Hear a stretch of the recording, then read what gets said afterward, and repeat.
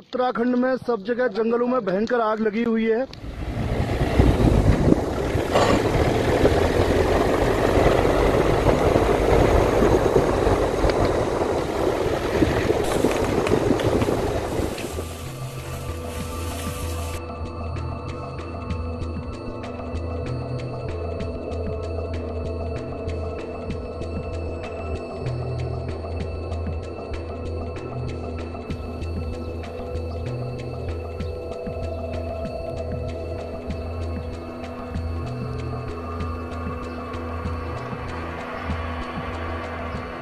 काफ़ी दिक्कत आ रही है, सांस लेने में तकलीफ हो रही है, जो बुजुर्ग लोग हैं उन्हें, और आंखों में भी काफ़ी जलन हो रही है।